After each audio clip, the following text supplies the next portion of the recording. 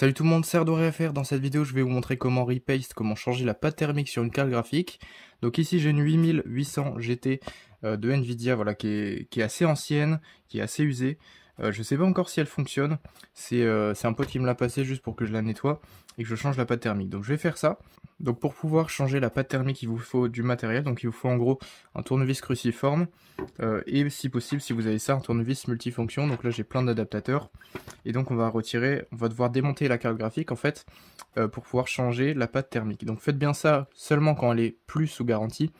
Si elle est encore sous garantie, laissez-la tout simplement. Sinon vous perdez la garantie si vous la démontez. Donc voilà, attendez bien qu'elle soit plus sous garantie pour pouvoir la démonter. Donc c'est ce qu'on va faire aujourd'hui. Donc je vais vous montrer tout de suite comment je fais. Donc déjà, je vous recommande d'avoir un récipient pour mettre les vis. Donc moi, je vais le mettre là-dedans, tout simplement dans la coque de ma boîte de tournevis. Et ça va être assez pratique pour avoir tout simplement à mettre les vis juste là. Comme ça, j'aurai pas besoin de les chercher. Je risque pas de les perdre. Donc prenez le bon adaptateur. Donc essayez ce qui va un peu avec les vis pour être sûr de ne pas les abîmer. Donc moi, j'ai trouvé le bon. Donc je vais tout simplement dévisser. Et je vais mettre bien les vis de côté. Donc il faut bien les conserver surtout. Donc il faut bien démonter toutes les vis de la backplate. Donc là, il y en a 1, 2, 3, 4, 5, 6, 7, 8, 9, 10, 11, 12. Il y a 12 vis de ce côté-là. Il y en aura d'autres aussi sur le côté juste ici pour démonter tout ce qui est radiateur. Donc comme vous pouvez voir, elle est bien dégueulasse à l'intérieur, mais ça, je vais la nettoyer. Après, ça fait, à mon avis, plusieurs années qu'elle n'a pas tourné celle-là. Faites juste bien attention de ne pas faire ça à la machine d'ailleurs, j'ai oublié de vous le dire juste avant. Ne faites surtout pas ça à la machine parce que si jamais vous ripez sur un condensateur ou un truc comme ça, vous pouvez clairement mettre la carte graphique HS. Donc ne le faites pas. Faites-le bien au tournevis et faites vraiment attention à ce que vous faites. Évitez de forcer trop fort pour que ça ripe et que ça aille casser un truc. Donc faites vraiment attention à ça. Soyez juste prudent, essayez juste de dévisser simplement les vis et ça devrait pas poser de problème. Et donc là on va devoir à mon avis démonter celles qui sont juste là sur le côté. Sinon je pense qu'on n'arriverait pas à ouvrir. On va essayer avec un autre embout, ça n'a pas l'air de vouloir se retirer correctement. Ok, donc là déjà en fait on arrive à ouvrir la carte. Alors comme vous pouvez voir, elle est vraiment super sale. Ça va être à mon avis assez difficile à nettoyer, surtout au niveau des pads thermiques. Donc ça, les pads thermiques, c'est tous ces petits trucs qui sont là, qui font en fait pression contre toutes les puces. C'est assez important forcément, hein, sinon ce serait pas là. Le plus important, ça reste quand même, je dirais, la pâte thermique qui se met sur le die en fait. Mais bon, voilà, vous pouvez voir, c'est bien dégueulasse. Je devrais même pas toucher ça à la main, mais bon.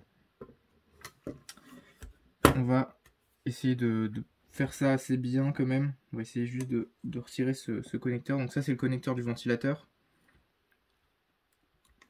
Donc il faut juste le débrancher. Voilà, comme ça. Donc là, il est débranché. J'ai les mains toutes dégueulasses déjà. Elle est extrêmement sale, hein. Ça fait à mon avis une bonne dizaine d'années qu'elle tourne, qu'elle n'a jamais été nettoyée. Donc on va s'occuper de tout ça. Donc voilà, ça c'est la partie vraiment dissipateur thermique. Et donc la partie qui est là, c'est juste seulement l'armature ici avec bien sûr le PCB et donc les puces de mémoire et les puces graphiques tout simplement. Donc je vais d'abord la nettoyer, on se retrouve après pour le changement de la pâte thermique.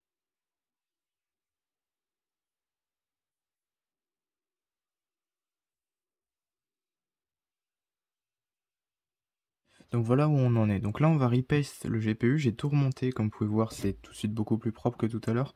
Donc il reste un petit peu de poussière sur les pads thermiques, mais bon c'est pas vraiment gênant. Donc voilà, on va remettre de la pâte thermique. Pour ça, j'ai de la Thermal Grizzly Cryonaut juste là. Une pâte thermique que je vous recommande qui est extrêmement performante. Donc voilà, donc je vais en appliquer seulement sur le die. Je vais pas en appliquer ailleurs parce qu'il n'y a pas besoin tout simplement. Donc je vous mets le lien de la pâte thermique en description si nécessaire. Et donc je vais la sortir tout de suite et je vais en appliquer sur le die. Donc il n'y a pas besoin d'en mettre beaucoup. Faut en mettre à peu près... je sais pas trop comment dire, mais un demi-grain de riz. Sur les processeurs, il faut en mettre un grain de riz parce que la surface est beaucoup plus épaisse. Là, c'est seulement la partie vraiment miroir. Donc je sais pas si vous arrivez à voir la partie vraiment miroir là. Donc vous pouvez voir un peu avec mon doigt. C'est vraiment cette partie-là qu'il faut couvrir avec la pâte thermique. Donc il n'y a pas besoin qu'il y en ait sur les côtés, ça sert à rien. C'est pas gênant en soi, mais voilà, il vaut mieux en mettre seulement sur le die. Donc voilà, pas besoin d'en mettre beaucoup, donc je vais faire ça. Voilà, ça suffit largement. Et donc là, pas besoin de l'étaler, ça va se faire tout seul. Juste à reprendre du coup le dissipateur d'origine. Donc je vais venir le mettre comme il faut dans le bon sens. Hop, pour que ce soit pratique. Donc pensez bien à rebrancher le ventilateur d'abord, bien sûr. C'est très important. Voilà, là il est rebranché. Donc j'ai juste à remettre bien en face des trous tout simplement. Et ça va faire le reste. Voilà, donc là, c'est bien en face des trous. Donc je vais remettre les vis directement. Donc maintenez bien la carte graphique pour éviter qu'elle bouge trop. Et vous allez remettre les vis donc une à une.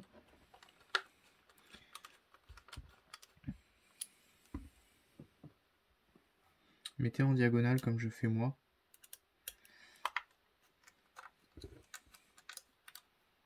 Voilà, mettez bien en diagonale comme je fais moi. Donc là j'en ai mis 2 donc ça tient tout seul. Mettez bien les 4 du die en premier. Donc voilà, j'en ai mis une là. Mettez en diagonale pour que ça se répartisse bien. Et ensuite vous pouvez visser les autres. Donc mettez bien les 4 du die en premier comme je viens de vous dire. Donc vous vissez tout simplement les 4 du carré qui sont juste là. Pas besoin de visser trop fort, il faut que ça puisse se défaire si besoin. Et ensuite vous mettez toutes les autres vis.